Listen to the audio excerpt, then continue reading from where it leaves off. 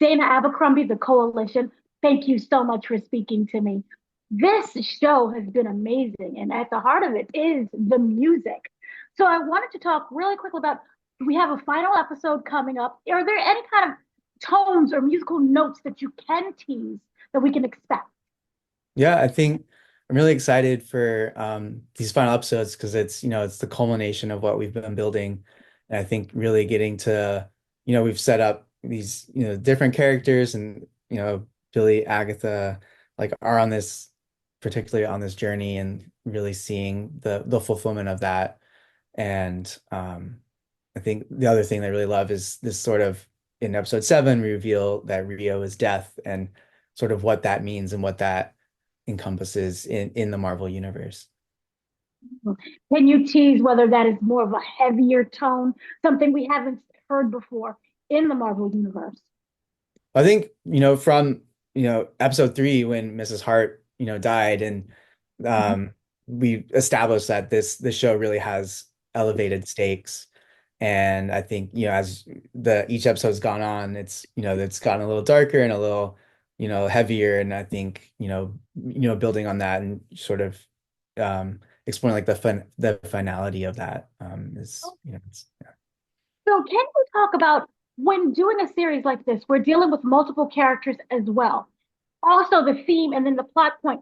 Which comes first? Are you going by what the whole theme is and then building the music behind that? Or is it character first?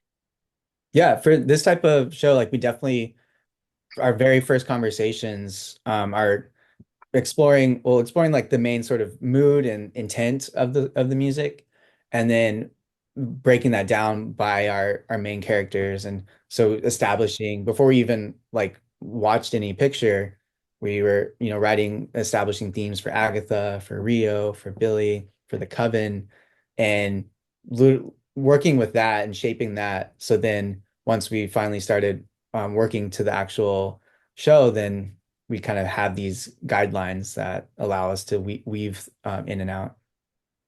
How do you go about it? Seems to me like obviously there's reveals later on, but there are teases musically sprinkled throughout the series. How Mhm. do you know or find that moment when to drop that particular tease that episodes later we look back on and was like, that was the whole point. Yeah. I mean, it starts with, the incredible vision of Jack and her sort of guidance, kind of what the show is, what it represents. And I think having such a clear picture from the get-go and knowing where we start and where we end allows us to, write the music more holistically and really understand each character's journey and sort of the intent that we want to have behind that, and how to, resonate with them emotionally, and as they kind of undergo these different challenges and they grow. And um How much do you feel that the trowel, because the trowel, when you look at it, has different set designs, different emotions and feelings. How does that come into play when it comes into the music composition? Is there certain inspirations that you draw from the theme of each character, or is it something else? yeah, the trials, very inspiring. And I think, as you mentioned, the set design, the costumes, the just the visual, richness on screen really, informs us of like how to approach it. And so musically, like we have like a general sort of trial palette with, the idea of like the ticking clock and the Coven's racing against time. So that's like a sort of laid the foundation in each episode. And then we would explore further sort of the different eras by choosing specific instruments like psychedelic guitars or like the 80s John Carpenter synths, and kind of reflecting on what's the changes that the Coven has gone through, and really leaning into those different sounds. Do you also do the music as an extension to the Ballad of the Witch's Road, since it's such a huge part of this series?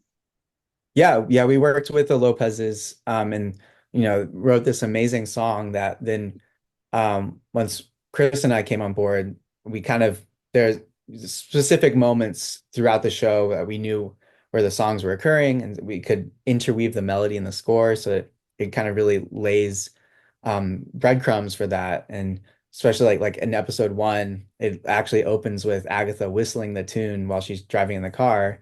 And then we take that and the score and play it on piano and just kind of keep building these different moments. So then when the coven finally performs it together, it's this very rewarding and fulfilling moment. There has been a debate online whether or not Bayonetta was included in the first episode, the theme music. Do you know whether or not people are just hearing what they want to, or is that true? I guess I'm not sure what Bayonetta is. So Oh, it was the video game song. okay. Okay. So then also with that, I was wondering with this series, um, is in relation, but it's not because you have the Agatha character. In any way, did WandaVision inform what Agatha, the theme of Agatha All Along? Because it is an extension of that character, but it's also not because it's in a different light.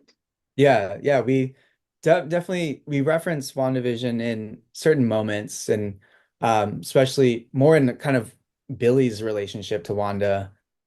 And Mhm. there's, their themes have some relation to each other with a similar sort of three-note melodic structure and phrasing. Um, and then with Agatha, we really like wanted to, develop her character and kind of set it apart from what in WandaVision, she's just this ultra bad super villain. But for this show, like she's the main hero, she's the anti-hero, and we want to make sure audience can sympathize with her. And so musically, we approached it differently in that, we want to she has this playful sort of like mi mischievous quality to her that's been fun. And then she also has this intimate sort of nostalgic character as well. And so as and Catherine Hahn's like amazing performance has so many layers to it. And so wanting to really reflect that. Um, and so we do reference her old theme in one scene when in episode 5 when she encounters her mom's ghost and they're confronting each other. Then we go back and play the theme, Agatha's theme from WandaVision on a like distorted alto flute, which we did in the show. So it was fun still like connecting those moments together. But we really wanted to make sure we're really growing and developing the world of Westview and developing the sound of Agatha. Now, there was also a huge tonal shift after the reveal of who Dean was with Billy.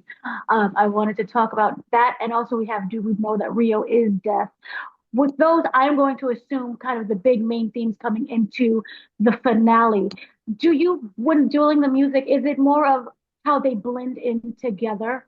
Or because maybe they're on opposite sides, is it more of an opposing battle in terms of the music sound? Well, I think with both Billy and Rio, we really talked about having a very distinct sound for both characters. And so for Billy, like you talked about, he's the modern day witch.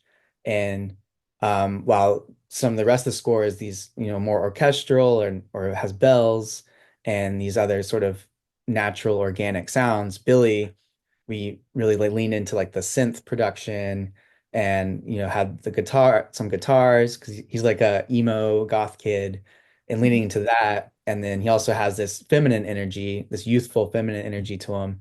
So we also in episode 6, like there's when he first comes into his bedroom, we have a solo female vocals. Suzanne Waters did an amazing job.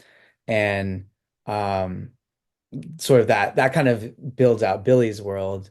And then for Rio, the big thing that we really focused on was kind of this duality of her character in that she has this past with Agatha and this sort of creeping sensuality and this eeriness. And so exploring that as well as being death, she's this unstoppable force of nature. And so her theme really kind of goes from this tender and this intimate moments to this very, aggressive and darker, broader moments.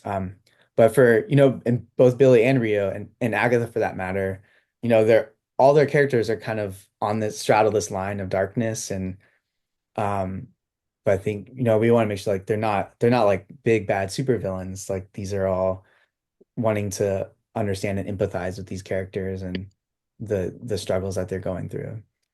Right. When we first met Agatha in episode one, she was still under the spell where it was the spoof of Mayor of Easttown. What I wanted to know musically, how did that come together? Because it sounds differently than once she's out of that spell.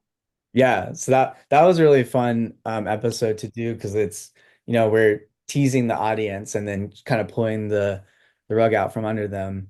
And so in that episode in particular, like we lean in to the synths and this sort of like almost kind of folksy production, kind of like True Detective, and like this sort of this there's like an established sound that's you kind of hear a lot in these sort of small town true crime shows. And then once she gets to the morgue and she starts taking off all her costumes and then finally realizes who she is, that's the first cue that we have orchestra. And kind of then from the rest of the episode, then we establish sort of like the main sound palette for the show. And so really kind of, in the same way that Agatha's ripping the clothes off, we're ripping off the facade of the synth and true crime sound into what the Agatha's like dark magic is. We have to talk about Lila. That episode was so beautiful. And so also it goes back in time. Mhm. So can you talk about the inspiration? It seems like it was maybe a little bit of Roman. I don't know the age period of the sound, but can you go about explaining the musical inspiration behind that? Because we get to the past, the present, and in between. Yeah. I think yeah, this episode was really fun to work on. I think um the cool thing about it is that sort of nonlinear structure and um playing with this idea of time. And so I think that's why this episode in particular feels like the full embodiment of the trial sound that we were building throughout the rest of the show. And you start building these ideas of like ticking clocks and the coven racing against time. And then once we get to episode 7, it's the full on manifestation of that. And that really sort of laid the groundwork for the show and our approach to Lilia's journey. So thank you so much for speaking to me. This was exquisite. I love the series. I love the music. So thank you so much for speaking to me. Thanks, Dana. It was a pleasure. Hope you enjoy the finale.